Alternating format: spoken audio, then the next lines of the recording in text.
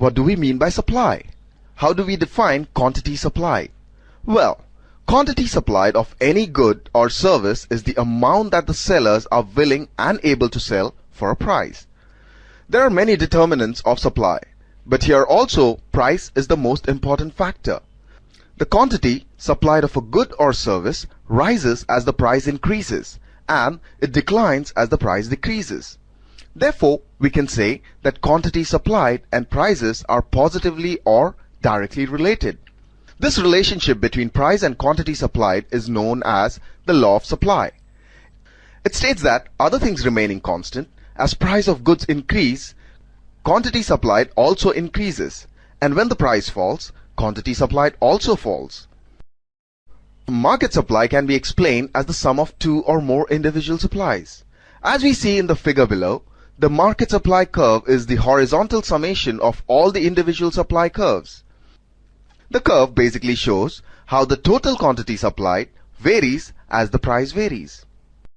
As already mentioned, the most important determinant of supply of a good or service is its own price.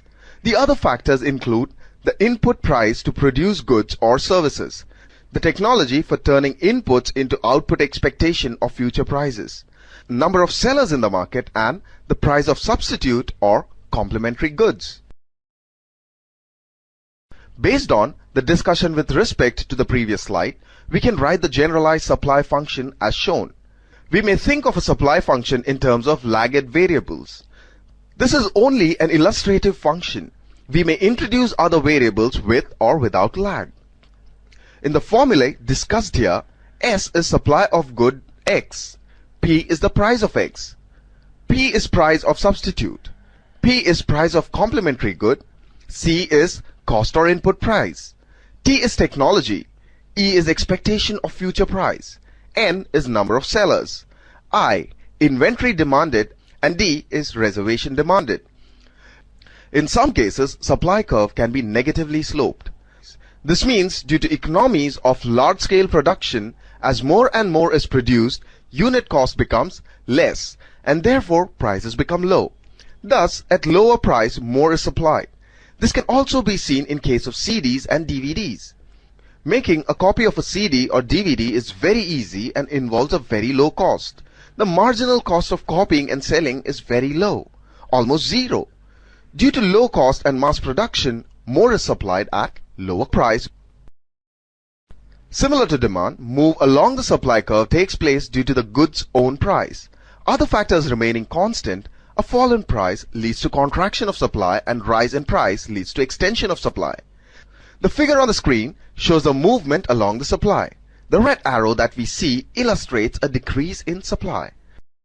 Change in any factor other than its own price leads to a shift in supply curve. Any change that rises the quantity supplied shifts the supply curve to the right and is called increase in supply. On the other hand, any change that reduces the quantity supplied at every price shifts the supply curve to the left and is called decrease in supply. For example, a rise in price of inputs may shift the supply curve to the left. The adjoining figure shows a shift in supply curve. The price elasticity of supply measures how much the quantity supplied responds to change in price. Supply is said to be elastic if quantity supplied responds substantially to change in price, and inelastic if quantity supplied responds slightly to change in price. It depends on flexibility of the sellers to alter the amount of goods they want to produce. Key consideration for price elasticity of supply is the time period being considered. Supply is generally more elastic in the long run than in the short run. In short run, the quantity supplied is not very responsive to its price. Supply can range from being perfectly elastic to perfectly inelastic. When quantity supplied is same at all levels of price, the supply is said to be perfectly elastic, and the supply curve in this case is vertical. When a small change in price leads to very large changes in quantity supplied, the supply is said to be perfectly elastic. This occurs when the price elasticity of supply approaches infinity and supply curve is horizontal. The input elasticity of supply measures degree of responsiveness of quantity supplied to changes in price of inputs, and the formulae for calculation of both input elasticity of supply and production elasticity of supply are shown on the screen.